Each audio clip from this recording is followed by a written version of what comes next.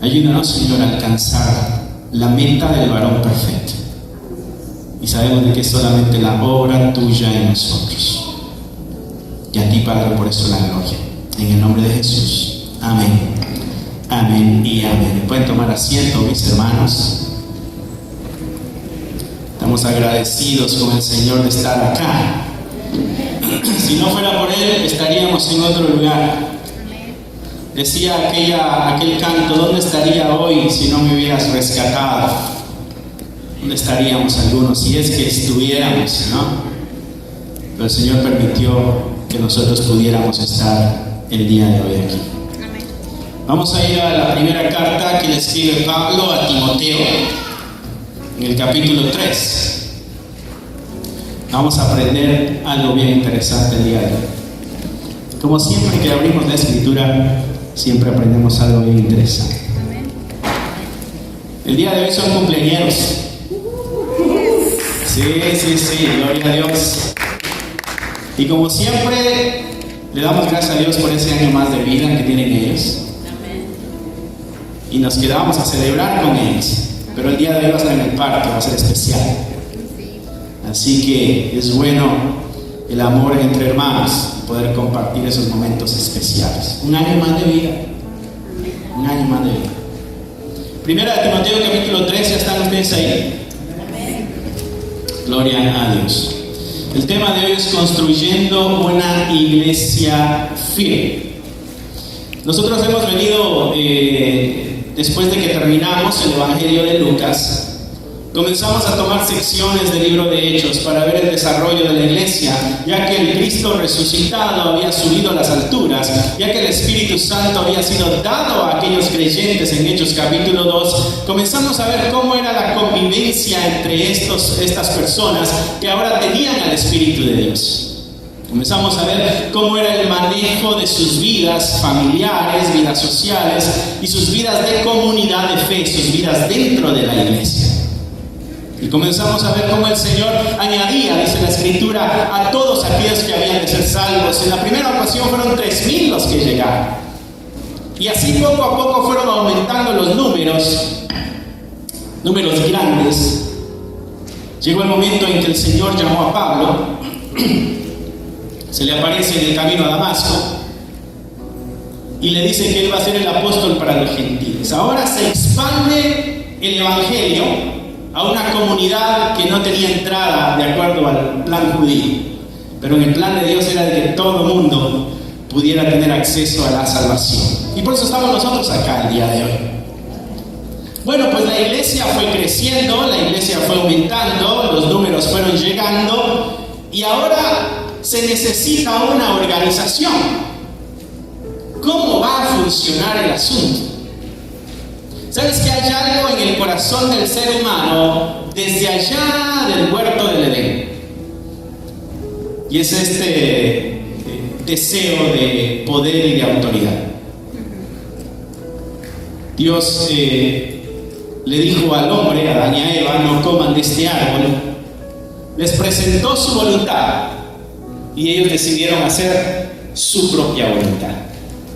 Y esa herencia es la que traemos todos los seres humanos. Esta voluntad mía choca con la voluntad de Dios. Y entonces, al ser un montón en la iglesia, en las comunidades de fe, el promedio de miembros de una iglesia en el tiempo de Hechos era de 50 personas aproximadamente, porque se reunían en las casas, ¿no? Y las más grandes eran de unas 200 personas, porque eran las personas que tenían las casas más grandes, ¿no? Cuando ustedes leen ahí la Escritura de que estaban en el aposento alto, lo que quiere decir es de que estaban en el segundo piso. Eso quiere decir que la persona tenía dinero y tenía una casa grande, ¿no? Bueno, ese era el promedio de personas en las comunidades. Se llenó el lugar de iglesias, los hogares estaban funcionando lo que se conocía como casa-iglesia, ¿no? Bueno, en Éfeso está Timoteo, ahora dirigiendo la comunidad. Y es necesario que haya una organización dentro de la comunidad. Y entonces es lo que Pablo se encarga de decirle a Timoteo, cómo debe funcionar la iglesia. En aquel entonces en el sistema de gobierno de las iglesias habían dos posiciones, que era el obispo, no te asustes, de pronto es un nombre que hemos oído de la iglesia popular, pero obispo lo que quiere decir es el que dirige, ¿okay? Entonces estaba el que dirige, al principio eran 12 que eran los apóstoles. Las iglesias siguieron el mismo patrón de 12, ¿no? Pero con el tiempo llegaron cambiando y aparecía uno o eran 2. Y la otra parte de la administración de la iglesia eran los diáconos. Diácono lo que quiere decir es servidor. Te acordarás que Esteban y Felipe fueron dos de los primeros diáconos que se eligieron allá en el libro de Hechos, ¿no? Entonces esa era como consistía la iglesia. La iglesia consistía del obispo, o sea, el que dirige, y los diáconos, los otros servidores, que en sí todos tenían que servir, ¿no? Entonces a Pablo le dice a Timoteo, hay algunos prerequisitos para aquellas personas que quieran funcionar dentro de la organización de la comunidad de fe. Y cuando leemos los prerequisitos que Pablo menciona acá a Timoteo, lo primero que pudiera llegar a nuestros corazones es: ¿por qué tanta exigencia? ¿Por qué tanta demanda? ¿No? Si es un servicio voluntario, ¿no? Se podría hacer como al ahí se va, y se podría hacer cuando tengo tiempo, ¿no? Y además se podría hacer como yo quiero. Y a nadie le debería de importar mi vida personal. Y el asunto es de que estamos hablando de la iglesia de Dios. Y entonces Pablo dice, sí, esta no es una empresa del mundo, esta no es una fábrica allá afuera, esta es la casa de Dios. Por eso es necesario que tenga ciertos fundamentos en su organización. Y entonces es lo que vamos a leer el día de hoy. Y vamos a leer cuáles son los prerequisitos que Pablo presenta a Timoteo, que le dice que debe tener. Y también vamos a responder la pregunta, ¿por qué esa exigencia?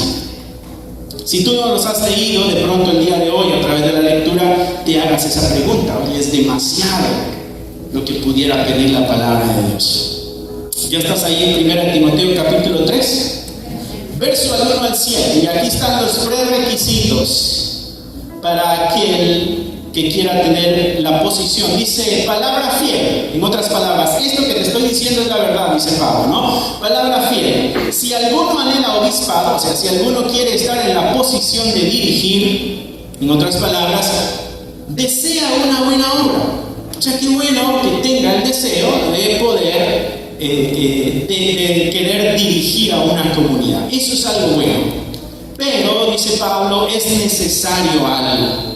O sea, no puedes decirle a cualquiera sí, dice Pablo. Tiene que tener ciertas características. Dice, pero es necesario que el obispo, o sea, el que dirige, sea irreprensible. Pablo dice a Timoteo, la gente se te va a acercar y va a decir, yo quiero dirigir. Está muy bien, pero asegúrate, dice Pablo a Timoteo, de que esta persona sea irreprensible. O sea, que no tiene que enseñarle. ¿Ok? No está hablando de su vida pasada, porque todos venimos de una vida pasada torcida, turbulenta, arruinada, pecaminosa. Pero está hablando, ya que entraste a la iglesia, ¿cómo es tu vida ya que estás en la iglesia? No antes de la iglesia, en la iglesia.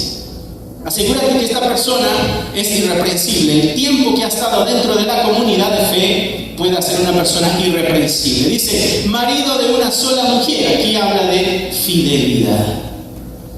Y habla del matrimonio, que es uno para siempre. Que sea sobrio. Lo que quiere decir es que tenga dominio propio. Que no sea una persona emocional, que sea manejada por sus impulsos, por sus emociones, por sus necesidades. No, que sea una persona que tiene dominio propio. Que sea prudente. Prudente es aquel que piensa 2 veces antes de actuar. Que sea prudente, que sea decoroso. Decoroso lo que quiere decir es que sea decente, que sea pudoroso. ¿No? ¿Vamos bien ahí? Que sea hospedador. Esta es una persona que le abre la casa a aquel que de pronto toca la puerta. Apto para enseñar, debe tener una capacidad, la capacidad de enseñar, de instruir. ¿Ok? que no sea dado al vino, eso lo entendemos, que no sea pendenciero, en otras palabras, que no sea violento, que no sea agresivo, que no sea violento, que no sea codicioso de ganancias deshonestas, o sea, que no ame el fraude, la tranza, como decimos nosotros, ¿no? Dice que sea amable, que sea apacible. Apacible quiere decir que no es problemático. Si una persona problemática no entraba en el paquete. ¿Okay? Que no sea avaro. El avaro es el que ama el dinero. Es el que acumula, de acuerdo al diccionario, dice que el avaro es el que acumula el dinero y no lo usa. O sea, lo tiene ahí, tiene su storage de billetes en el colchón. Ese es el avaro. Que gobierne bien su casa, y ahora se mete en los asuntos familiares. ¿Cómo es su vida de familia? ¿Cómo es la vida de familia de esta persona? Que gobierne bien su casa. A veces te acercas a las personas que dicen, no, en mi vida personal no se meta. Bueno, tenemos que meternos en tu vida personal. Es lo que Pablo dice, ¿no? Que gobierne bien su casa, que tenga a sus hijos en sujeción con toda honestidad. O sea, que sea esta persona que está gobernando su casa y sus hijos le respetan y le obedecen. No es la obediencia por miedo, sino por respeto. Entonces Pablo dice, estas deben ser las características de aquel que quiere dirigir. Y de ahí da una pequeña explicación en el verso 5, dice, pues el que no sabe gobernar su propia casa, ¿cómo cuidará de la iglesia de Dios? Entonces, si esta persona busca una responsabilidad para poderle dar dirección a otras personas, debiera dar el ejemplo ya dirigiendo a su propia familia. Porque si no lo ha podido hacer con su familia, ¿cómo lo va a poder hacer con los otros extraños? ¿Sí? ¿Creen ustedes que tiene sentido esto? ¿Creen que es exagerado? ¿Creen que Pablo está pidiendo mucho? Dice también que no sea un neófito. Neófito es el nuevo creyente, el que acaba de empezar. ¿Por qué un nuevo no puede dirigir? Bueno, dice Pablo, no sea que envaneciéndose caiga en la condenación del diablo. En otras palabras, no vaya a ser que se ponga orgulloso y caiga en la misma condenación que cayó el diablo. ¿Sí? ¿Vamos bien ahí? Verso 7. Dice, también es necesario que tenga un buen testimonio de los de afuera. O sea, ¿cómo es su vida ahora ya que es creyente? ¿Cómo la sociedad lo ve? ¿Es la misma persona o ya es una persona diferente? ¿Tiene las mismas actitudes, las mismas conductas o es una persona diferente? Tiene que dar testimonio de un cambio y una transformación. Que tenga un buen testimonio de los de afuera para que no caiga en descrédito y en lazo del diablo. Porque puede ser muy fácil que el diablo le tienda la trampa y caiga en la tentación. ¿Está muy exagerado, Pablo? El asunto es de que el Espíritu Santo es el que inspiró a Pablo para hacerlo. Entonces no son las exigencias de Pablo, es lo que el Espíritu Santo quiere que haga en su comunidad, en su iglesia. Y está diciéndole Pablo a Timoteo que estas sean ya sus características. No es de que si quiere darle la posición y ahora tiene que comportarse así. No, es de que así es su comportamiento. Y entonces eso le abre la puerta, si es que tiene el deseo, para que ejerza lo que está buscando. Eso quiere decir, mis hermanos, que esta conducta que Pablo le está diciendo a Timoteo es la conducta de todo creyente. Esta es la conducta de todo creyente. Y si estamos en esa conducta y el Señor pone el deseo en el corazón de pronto de funcionar en alguna área, en este caso una área de dirección, de dirigir, entonces Pablo dice, asegúrate que tenga esto. Y uno diría, bueno, eso nadie lo tiene, es difícil. Bueno, esto lo debe tener una persona que ha sido transformada por el poder del Señor. y que ha caminado con la palabra de Dios y que se ha sometido a la dirección del Espíritu de Dios. ¿Amén? Está muy criminal lo que seguimos así, somos de sádicos. Bueno, diríamos nosotros, bueno, esa es la exigencia para aquel que está dirigiendo. Y entonces Pablo dice, bueno, verso 8 en adelante, también para los diáconos, los servidores. Aquí entramos todos los que estamos haciendo algo en la comunidad. Aquí entran los hermanos en las alabanzas, aquí entra la hermana en la danza, aquí entran los hermanos cuando nos abren la puerta, aquí entra el hermano cuando habla por aquí y inicia con una oración, aquí entra la hermana cuando les llama a ustedes y les dice este es el pasaje que tienes que leer. Todo aquel que funciona de una u otra manera en la comunidad de fe, Pablo le dice a Timoteo, también ellos tienen que cumplir ciertos requisitos. ¿Amén? Porque es la casa de Dios, es la casa del Señor. Y si nosotros queremos construir una iglesia firme, no podemos devaluar las exigencias de la palabra de Dios. Porque Él dijo, yo edificaré mi iglesia. Y en este edificaré mi iglesia, está diciendo, esta es la forma en que vamos a ir avanzando. Hay una exigencia para todos aquellos que tenemos hacemos algo o tenemos de pronto una posición para dirigir dentro de la comunidad de fe. Pablo da las exigencias, son bíblicas. Y ahora dice al que sirve, ¿no? Nosotros muchas veces caemos en el error de la necesidad. Se necesita algo y alguien dice, yo lo puedo hacer. Bueno, pues hazlo, no hay ningún problema, ¿no? Y nos olvidamos de las exigencias bíblicas. Y a veces por la emergencia, por la urgencia, devaluamos.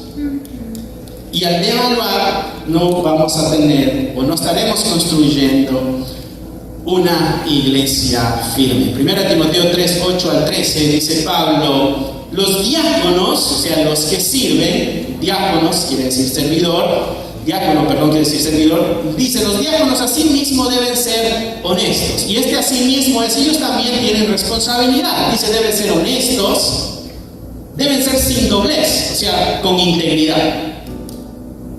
Integridad es cuando piensas una cosa, dices la misma cosa y haces la misma cosa. Eso es integridad. Si piensas, dices y haces lo mismo, eso es integridad. Si tú eres una persona que piensa una cosa, dice otra y hace otra, no hay integridad. La integridad va con lo que pensamos, decimos y hacemos. Entonces Pablo dice, el que sirve, que sea sin doblez, que sea una persona íntegra. No dado a mucho vino, eso lo entendemos. No codicioso de ganancias deshonestas, eso lo entendemos. O sea que cuando llegue el momento de los impuestos, tenemos que ser honestos. Porque no, pues yo tengo que entregar mucho, mejor hago acá una maniobra evasiva, ganancias deshonestas. ¿No? Exacto. Que guarden el misterio de la fe. ¿Y cómo lo deben guardar? Con limpia conciencia. O sea, el servidor debe guardar el misterio de la fe con una conciencia limpia. ¿Cuál es el misterio de la fe? Son las grandes verdades reveladas en la fe. Esto que Dios ha hablado, estas grandes revelaciones acerca de la fe, lo que tenemos acá escrito, eso lo debe guardar con una conciencia limpia. ¿Ok? ¿Vamos bien ahí? Verso 10. No sé si vamos bien, pero al menos vamos siguiendo la lectura. Amén. Ahí sí todos dijeron amén. Dice, y estos, o sea, los que sirven, también sean sometidos a prueba primero. ¿Sabes? A mí de niño me dijeron, a las personas no se les pone a prueba, porque somos seres humanos. Y se me hizo noble el consejo y bonito. Pero en mi lectura, cuando llegué con Pablo, dijo, no, ponlos a prueba primero. Chocó con mi instrucción noble. Y tenía que decidir. ¿Sigo lo que yo creo que es noble o sigo lo que la Escritura dice? Y hay que seguir lo que la Escritura dice. También sean sometidos a prueba primero, ¿no? So tenemos que estar observando. Yo creo que en las cosas pequeñas es donde nosotros mostramos el verdadero carácter. No en las cosas grandes. No en las cosas grandes. Las cosas pequeñas. Yo puedo decir, yo doy la vida por mi esposa, ¿no? Si viene un ladrón con un arma, yo me pongo enfrente y la defiendo. En esas cosas grandes de pronto saldría el héroe muerto que traigo adentro. Gracias por la confianza. Pero es en las pequeñas cosas donde debo mostrar mi fe. Si le ayudo cuando vamos a la lavandería, si le ayudo a lavar los platos, en los pequeños detalles voy a dar testimonio cómo es mi corazón verdadero, no en las grandes. Cuando es show, todos brillamos. Cuando nadie ve, ahí es donde sale nuestra conducta real. En las cosas pequeñas, mis hermanos. Y yo veo quién es el que se hace loco cuando es el momento de levantar mesas, sillas. Yo veo quién se hace loco. En las cosas pequeñas. Yo veo quién pasa por encima de la basura para no levantarla. Hay que la levante alguien más. En las cosas pequeñas. Si a esa persona le digo, por favor, puedes hacer esto, lo hace. El asunto es que salga de adentro. A ese es el otro asunto. En las cosas pequeñas nosotros sacamos a la luz quiénes nosotros somos. Así que si algún día sientes mi mirada por encima, seguramente te estoy evaluando. ¿Ok? Es mi labor. Dice, sean sometidos a prueba primero. Antes de, ponlos a prueba primero. Entonces, ejerzan el diaconado si son irreprensibles. Y le dice las mujeres, y no está hablando aquí las mujeres diaconisas, no quiere decir que a las mujeres hay una regla y a los hombres hay otra regla. Aquí cuando dice a las mujeres se está refiriendo a las esposas de estos diáconos, porque esta regla aplica a la mujer que es diácono y al hombre que es diácono. Pero aquí le está hablando al hombre, entonces le está diciendo, tu pareja tiene que tener ciertas características. O sea que el que está al lado también va a afectar nuestro ministerio. Pues es necesario que el asunto ande bien. Dice, las mujeres, que son las esposas de los diáconos, así mismo sean honestas, que no sean calumniadoras. Calumniadoras es cuando estás levantando mentiras acerca de alguien, dañando la reputación de esa persona. Que no sean calumniadoras, que sean sobrias, eso quiere decir que tengan dominio propio. O sea, que no sean emocionales, que no sean explosivas, que no sean, que hoy están de buenas y hoy están de malas. Dominio propio. ¿Ok? Y las hermanas dicen, eso. Dije, si hay silencio ya tienen problemas. Dice que sean sobrias y que sean fieles. En todo. Los diáconos sean el marido de una sola mujer, otra vez hace las mismas características que el anterior, dice, y que gobiernen bien sus hijos y sus casas, las mismas características. Nuestras familias tienen que andar bien, para que funcionemos bien en la vida ministerial de la iglesia. Si nuestras familias no andan bien, no vamos a funcionar bien en nuestra vida ministerial. Yo no puedo salir de la puerta de mi casa, dejar todo eso en la casa, entrar por la puerta de la iglesia a un mundo totalmente diferente. No, yo traigo eso encima. Yo no puedo negar esa realidad, dejarla allá afuera y entrar aquí y esta es otra cosa. Mi casa es una cosa y mi vida ministerial es otra cosa. No, somos la misma cosa porque somos íntegros y no podemos despegar eso.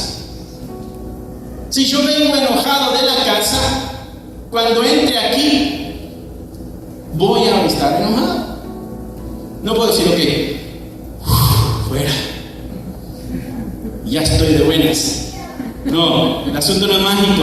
Somos seres humanos agarrados en ese manojo de emociones. Y el Espíritu Santo nos da el poder para controlar pero es a través de la práctica, dice la Escritura, ¿no? Entonces Pablo le está diciendo aquí a Timoteo, mira, aquel que va a servir. ¿Y qué era lo que hacían los diáconos? Si tú te acuerdas lo que hacían los diáconos allá en el libro de los Hechos, era entregar las provisiones a las viudas. Diríamos, tenían el food pantry. Y entonces cuando nosotros nos decían, quiero ayudar en el food pantry, tremendo, gloria a Dios, ven y hazlo. Pablo dice, no. Un servicio tan simple y tan sencillo ante nuestros ojos, la Escritura dice, debe tener características espirituales. Porque aquellos que no las tenían eran los que le estaban dando más a las hebreas y menos a las griegas. Había un asunto interno que les manejaba y en el momento de la justicia no hacían justicia. Entonces, ¿tiene razón la Escritura de poner las demandas? Porque si no, somos injustos, somos manipuladores, somos explotadores. Amén. Dice, los diáconos sean maridos a la mujer, que gobiernen bien sus hijos, su casa, porque los que ejerzan bien el diaconado, o sea, el servicio, ganan para sí un grado honroso y ganan mucha confianza en la fe que es en Cristo Jesús. En otras palabras, van a ganar mucha confianza para poder hablar de la fe del Señor Jesucristo. O sea que trae una recompensa también. Y aquí es donde nos podemos nosotros preguntar, ¿por qué estos requisitos, prerequisitos son tan exigentes? ¿Por qué son tan elevados? ¿Por qué Pablo pone esta demanda? Nadie entonces va a funcionar en la iglesia. No, sí. Porque hay personas llenas de humildad que van a someterse totalmente a la voluntad de Dios. ¿Sabes algo interesante de esto también, hermano? Que la Escritura no menciona talentos ni habilidades. Habla un carácter cristiano. Porque lo demás lo aprendes. Pero el carácter cristiano es el resultado del camino con intimidad con el Señor. La vida transformada es el resultado del andar con Cristo, de la mano, guiado del Espíritu Santo. Y entonces da los requisitos. Y uno se pregunta, bueno, Pablo, el asunto está demasiado difícil para que lo podamos cumplir. Pero de ahí él dice, ¿por qué es esto importante? Y nos lo da en los siguientes versos. Verso 14. Estás ahí, ¿verdad? Siguiendo la... Si ves a alguien durmiéndose al lado, pégale un codazo. Y cuando despierte, ¿qué pasó? No sé, fue el Espíritu Santo. 14 y 13 del capítulo 3 de la primera carta de Timoteo dice, esto te escribo. Esto que le acaba de decir Timoteo, esto te lo estoy escribiendo. Bien, yo tengo la esperanza de ir y verte pronto, pero esto te lo estoy escribiendo para que si tardo, si no llego rápido, tú sepas cómo debes conducirte. Y la palabra conducirse acá en el original es anastrefo, que quiere decir cómo hablas y cómo actúas. Lo que Pablo está diciendo es, te escribo esto para que sepas cómo debes tú de conducirte, cómo debes tú de hablar y cómo debes tú de actuar. Esta es la forma, este es el estándar, este es el nivel que Dios te está pidiendo, le dice Pablo a Timoteo, ¿no? Para que sepas cómo conducirte. ¿Dónde, Pablo? ¿Dónde? En la casa de Dios, que es la iglesia del Dios viviente, que es la columna y el baluarte de la verdad. Entonces Pablo dice, ¿sabes, Timoteo, por qué las exigencias son elevadas? ¿Y sabes por qué la Escritura dice ministerio cristiano rescatando a los perdidos? ¿Sabes por qué las exigencias son elevadas? Bueno, porque ustedes, en primer lugar, verso 15, dice que son, o nosotros somos, la casa de Dios. ¿Sabes por qué la exigencia es grande? Porque tú eres, mi hermano, mi hermana, la casa de Dios. La palabra casa aquí es oikos en el griego, que se refiere no solo a la estructura, sino a la familia que habita dentro. Tú eres esa familia de Dios. Y como Dios es santo, santo, santo, y es perfecto, y en el Antiguo Testamento la Escritura dijo: sean perfectos como vuestro Padre que está en el cielo es perfecto. Y como Jesucristo lo vuelve a decir en el Nuevo Testamento en Mateo: sean perfectos como vuestro Padre es perfecto. Entonces dice, como nosotros somos la familia, somos la casa de Dios, entonces nosotros debemos también tener esas características en nuestros ser. Primera de Pedro 2:5, te lo voy a leer. Dice: vosotros también, como piedras vivas, sed edificados como una casa espiritual. Pedro dice que somos una casa espiritual. Y en esa casa espiritual, dice Pedro, hay un sacerdocio santo. Tú, mi hermano, de acuerdo a la Escritura, eres la casa de Dios, eres una casa espiritual, eres un sacerdocio santo. Y entonces cuando vamos entendiendo esto decimos: ah, por eso quieres que estas exigencias se cumplan. Porque no somos cualquier club social. No somos cualquier grupo familiar, no somos cualquier montón que se junta de vez en cuando. Somos la casa de Dios. Somos la sagrada y bendita, santa y pura casa de Dios, por la que va a venir algún día. El último canto que decíamos: ante ti algún día estaré, justificado por la fe. Bueno, Pablo antes de ese canto dijo: asegúrate de mostrarte delante del Señor como un obrero que no tiene nada de qué avergonzarse. Tenemos un tremendo privilegio, un tremendo gozo que debe satisfacer nuestro corazón. Somos la casa de Dios. No sé si tú te ves como la casa de Dios, como la familia de Dios. No sé si tú, mi hermano o mi hermana, tú que tienes hijos en tu casa, si tú les dices: mi hijo, eso no se hace, eso no se dice, a esos lugares no visitas, esas palabras no las usas, esa ropa de vestir no es para ti. ¿Por qué? Porque nosotros no somos como los demás, somos diferentes. Yo estoy seguro que tú tienes las reglas en tu casa. Aquí no gritas, aquí no insultas, aquí no, esta casa es de... Pero mi hermano, mi amiguito en la escuela tiene el último celular. Me vale un pepino que tu amiguito tenga el último celular. Esta casa es diferente. ¿Quieres que te adopten? Ahí hay 2 puertas. Pero esta casa es diferente. Y pone reglas en tu casa. Porque esas reglas van a moldear la vida de aquellos que representan tu familia. Y eso es lo que la Escritura nos está diciendo a nosotros. Nosotros debemos representar esta familia santa y perfecta a la que pertenecemos. Tú eres de la familia de Dios. Y entonces Pablo le dijo a Timoteo: ¿sabes por qué, Timoteo? Te pongo esto para que tú sepas cómo debes andarte conduciendo en la vida, porque no se te olvide en ningún momento que tú eres la casa de Dios. Tú eres la casa de Dios. Y por eso esta forma de conducirse no se limita, mi hermano, aquí el domingo 2 horas. Esta es tu casa, esta es tu vida, este es tu trabajo, este es el parque, estas son tus vacaciones. ¿Cómo tú te conduces ahí? Pablo está diciendo: nunca olvides en cualquier lugar donde tú te encuentres que eres la casa de Dios. Mi hermano, nunca olvides que tú eres la casa de Dios.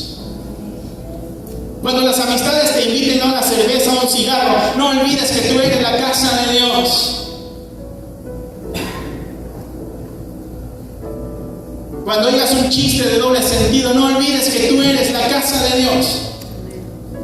Cuando te inviten a hacer una tranza por ahí y te vas a beneficiar, no olvides que eres la casa de Dios. Somos la casa de Dios.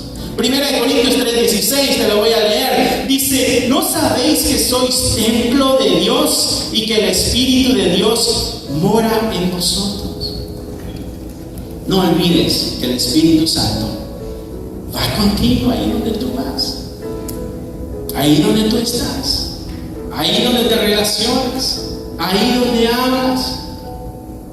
Cuando escuches chismes, mi hermano, sal huyendo, porque tú eres la casa de Dios. y el Espíritu de Dios está dentro de ti. Cuando escuches maldiciones, sal huyendo de ahí, porque tú eres la casa de Dios. Amén. Eres la habitación del Espíritu Santo. Amén. No podemos vernos como que no hay nada importante en nosotros o valioso. Bueno, el Espíritu Santo está en nosotros. Eso es valioso. Eso nos hace valiosos. Pablo dijo, somos un vaso de barro con un tesoro adentro. Somos la casa de Dios. Amén. No está bueno, ¿no? Ahora decimos, ay, ¿qué razón Pablo está pidiendo esto? Y ya no eres tan exigente, Pablo, porque yo veo quién soy. La segunda cosa que podemos ver ahí, el porqué de Pablo le está diciendo esto a ellos, es para que citando, dice, sepas cómo debes conducirte en la casa de Dios, que es la iglesia del Dios viviente. Iglesia es de la palabra eclesia en griego, que lo que quiere decir es comunidad o un grupo de personas, pero es un grupo de personas que han sido llamadas. Y estas personas escucharon el llamado de su Señor. Dios les llamó, estas personas escucharon el llamado y se juntaron. Eso es lo que quiere decir la palabra eclesía, y es la que Pablo está usando acá con Timoteo y le está diciendo, porque tú, Timoteo, eres la eclesía, eres la gente llamada por el Dios al que acudiste a su llamado. Y tú eres eso del Dios vivo. Y sabes, mi hermano, la expresión Dios vivo es similar a la expresión que oyes en el Antiguo Testamento, Jehová de los ejércitos. Va en relación a su poder y a su justicia y a su juicio. Cuando la expresión Jehová de los ejércitos se usaba en el Antiguo Testamento era para decirles, este Dios es el Dios que está por encima de todos los ejércitos. Así que si traen violencia y agresión, nuestro Dios es mucho más poderoso y va a hacer juicio. Bueno, la misma expresión acá en el Nuevo Testamento cuando está hablando del Dios vivo. ¿Quién podrá estar de pie delante de un Dios vivo? En la expresión aquí. Ustedes son los llamados que le pertenecen a aquel Dios vivo. Al Dios de justicia, al Dios de poder. Gloria al Señor. 1 Corintios 14, 24, 25, te lo voy a leer, no lo busques, si quieres apuntarlo está bien. 1 Corintios 14, 24, 25, dice, pero si todos profetizáis y entra algún incrédulo o indocto, por todo es convencido, por todos es juzgado, lo oculto de su corazón se hace manifiesto, y así, postrándose sobre el rostro, adorará a Dios, declarando que verdaderamente Dios está entre vosotros. Una de las cosas que Pablo le dice a los corintios en la iglesia está teniendo multitud de problemas, y les está diciendo, mis hermanos, no olviden cuál es su responsabilidad, su posición y el efecto que ustedes deben causar a la sociedad. ¿A qué sociedad? A la que se acerca, aquel que entra en nuestro momento de reunión. La iglesia reunida, los llamados, donde está el Dios vivo, está vivo, no está muerto. Cuando entra un inconverso, dice Pablo, ¿qué es lo que sucede en su corazón? Hay convicción. Y dice, soy pecador. Y dobla sus rodillas y se arrepiente. Lo que Pablo está diciendo es de que nosotros como iglesia debemos causar ese efecto con el inconverso. O sea, el inconverso, mis hermanos, cuando llega a donde estamos nosotros, debe sentir una incomodidad por su pecado. Pero también entre nosotros debe encontrar una dirección para encontrar el perdón y la salvación. Lo que Pablo está diciendo, mi hermano, es de que tú eres un agente de cambio. Y como tú eres un agente de cambio y tus acciones son tan importantes para esta sociedad pecaminosa que necesita cambio y transformación, es necesario entonces que tu conducta sea como las instrucciones fueron dadas. Porque si no, nuestra conducta mala, negativa, pecaminosa, no va a hacer ningún efecto en el pecado. Y recuerda que Dios está en el negocio de la salvación. Y tú y yo estamos en ese negocio con Él. Y en vez de ahuyentar al pecador, debemos acercarlo a Cristo. En vez de ahuyentar al pecador, o en vez de que el pecador se sienta bien en medio de nosotros porque andamos igual de pecadores, debe tener convicción en su corazón. Lo que Pablo le está diciendo a los corintios, ¿no? Lo oculto de su corazón se hace manifiesto, y así, postrándose sobre el rostro, adora a Dios, declarando: verdaderamente Dios está entre vosotros. Algo que la sociedad allá afuera, que todavía no conoce al Señor, cuando se acerca a nosotros, debe decir: realmente Dios está entre ustedes. Realmente el Señor está entre ustedes. No son solo el típico aleluya que grita y trae una Biblia bajo el brazo. No, hay algo. En ustedes está Dios. Y al sentir la presencia y la santidad de Dios, su corazón es convencido. Pero es necesario que cultivemos el carácter que se nos ha mandado. Y entonces Pablo le está diciendo a Timoteo: estas son las razones por las cuales las exigencias son grandes. Porque nuestra labor aquí, mis hermanos, no es eterna. Nosotros partiremos con el Señor. No nos quedan muchos años de vida. No sé si tú quieres vivir muchos años, pero yo quiero irme con el Señor ya. Porque el morir es ganancia. Porque estar con el Señor es mucho mejor. El cristianismo cambia la perspectiva de la muerte. No sé si tú todavía estás aferrado a este mundo, pero la Escritura nos exhorta a soltar esto y poner nuestra mirada en lo eterno. Entonces Pablo dice: ustedes tienen que producir ese efecto en los inconversos. Por eso es necesaria la conducta que está exigiendo en los versos 1 hasta el 13. Y ya para terminar, porque ya me están viendo mal, verso 15 otra vez, dice: para que si tardas sepas cómo debes conducirte. ¿Dónde? En la casa de Dios. ¿Qué es eso? Bueno, esta es la iglesia de Dios, donde Dios está adentro, viviendo. ¿Y qué más es la iglesia o nosotros? ¿Qué más eres tú, mi hermano? Dice ese pasaje: eres columna y eres baluarte de la verdad. ¿Por qué Pablo era tan exigente en el carácter y en la conducta de la persona para que pueda hacer algo que ante los ojos de muchos quizá no es significante, quizá es insignificante? ¿Por qué Pablo la exigencia es tan grande? Bueno, lo que pasa es que tú eres, dentro de la comunidad de fe, tú eres la columna y tú eres el baluarte ¿de qué? De la verdad. ¿Y cuál es la verdad? La palabra revelada de Dios. Esa es la verdad.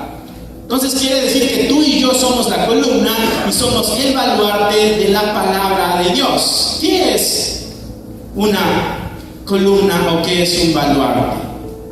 Un baluarte en la construcción es una sección que sale como una especie de garita, digamos, que sale de las construcciones, de las fortificaciones en las ciudades antiguas, donde están los soldados. Ese lugar es para defender el lugar y ese lugar es para dar protección también. Entonces lo que Pablo está diciendo, la otra razón por las cuales las exigencias están elevadas es porque tú y yo debemos defender la verdad. Y si nuestra vida no da testimonio de esta verdad, ¿cómo rayos defenderemos esta verdad? Entonces Pablo dice: ustedes son la defensa de la verdad. No, ustedes no atacan con la verdad, ustedes defienden la verdad. Eso quiere decir que la verdad va a ser atacada. Recuerda que tenemos un enemigo que intenta destruirnos y anda buscando diligentemente a quien devorar. Entonces tú y yo tenemos la responsabilidad de defender la verdad.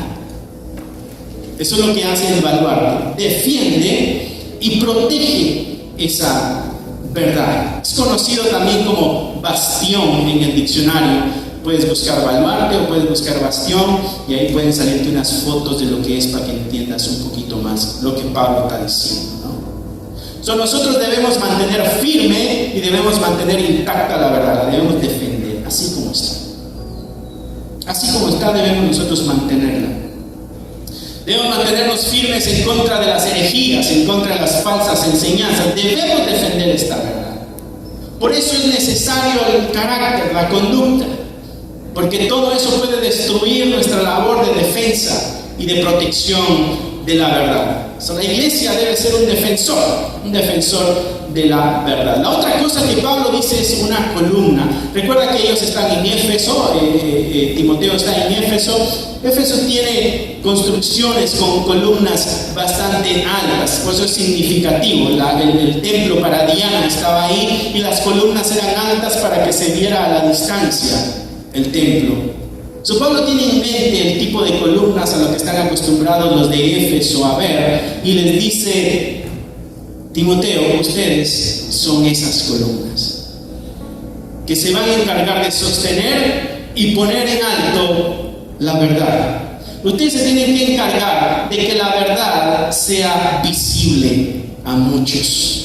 Ustedes se tienen que encargar que la verdad sea conocida por muchos. Ustedes se tienen que encargar que la verdad sea entendida, conocida, aprendida por muchos. Por eso se busca el carácter de algunos para que puedan llevar tan tremenda responsabilidad. Mi hermano, el servir al Señor es un tremendo privilegio, pero también es una muestra pública de la conducta y la transformación que el Espíritu de Dios ha hecho sobre aquellos a quien el Señor está usando. Tenemos una tremenda labor con nuestra comunidad de fe y tenemos una tremenda labor con nuestra sociedad y tenemos una tremenda labor con la casa en general de Dios, con la iglesia del Dios viviente y con la verdad de Dios. Somos defensores de esa verdad. No pongas en riesgo tu función. No pongas en riesgo tu testimonio. No pongas en riesgo tu labor con el Señor. Porque este Dios viviente, a lo que se está refiriendo Pablo, es un Dios de juicio también. La iglesia debe proclamar la verdad y debe cuidar y defender esa verdad y debe asegurarse de que esta verdad no es empañada por ninguna falsa doctrina. No enseñemos lo equivocado. No hablemos una cosa y hagamos otra. Eso es enseñar lo equivocado. Entonces podemos ahora entender por qué la exigencia, Pablo. Bueno, lo que pasa es que la verdad de Dios y la familia de Dios y la casa de Dios lo necesitan. ¿Crees que son elevadas las exigencias de Pablo ahora? Después de que te dijo quién tú eres y qué es lo que espera de ti. ¿Verdad que ya no es tan difícil decir, ok, Señor, si hay que perdonar, perdono, si hay que amar, amo, si hay que escuchar, escucho, hay que obedecer, obedezco, si hay que estudiar, estudio, si hay que aprender, aprendo, si hay que hablar, hablo, si hay que proclamar, lo voy a hacer. Porque no somos cualquier grupo social, no somos cualquier club, no somos cualquier montoncito de gente que se juntó. Dijo Pablo que éramos los llamados de Dios, que escucharon esa voz y acudieron a ese llamado. Comienza a verte, iglesia amada, como Dios te ve. Comienza a verte como Dios te ve y comienza a demandarte como Dios te demanda, y vas a ver las tremendas bendiciones en tu vida. Cierra ahí tus ojos, mi hermano. Te damos gracias, Señor Jesús, por el día de hoy, por tu palabra. Porque habla a nuestro corazón, habla a nuestra vida, habla a nuestra conducta, habla a nuestra visión, a veces limitada, truncada, que no puede ver mucho más allá, pero tu palabra nos ayuda a ver mucho más allá. ¿Quiénes somos nosotros en ti, Señor Jesús? ¿quiénes somos nosotros en ti? ¿En quiénes nos has convertido con tu poder? ¿Quiénes esperas que seamos en tu voluntad? Señor, gracias por esta palabra que al principio pudiera haber sonado dura, pero podemos entender y razonar contigo y poder ver de que es necesario, porque tu palabra es perfecta y es santa. Ayúdanos a cumplir a cabalidad. Oro por aquellos que están en alguna posición o responsabilidad en esta comunidad de fe. Que les recuerdes esto que leímos. Que les recuerdes las demandas y las exigencias que en tu sabiduría, tu palabra ha mostrado. Y que no nos vendamos por menos. Que nos exijamos el máximo. Que carguemos nuestra cruz como Cristo lo dijo. Y caminemos nuestra senda hacia el Calvario. Queremos morir al mundo y vivir para ti, Señor. Y sabemos de que es posible si tú haces la obra total en nosotros. A ti, Padre, sea la gloria y a ti sea la honra por los siglos de los siglos. Amén. Que Dios te bendiga, mi hermano. Gracias por haber escuchado la palabra de Dios. Es un gusto para nosotros saber de que este mensaje está alcanzando muchas vidas. Nuestro deseo es de que tú crezcas al igual que nosotros vamos avanzando en el conocimiento de la palabra de Dios.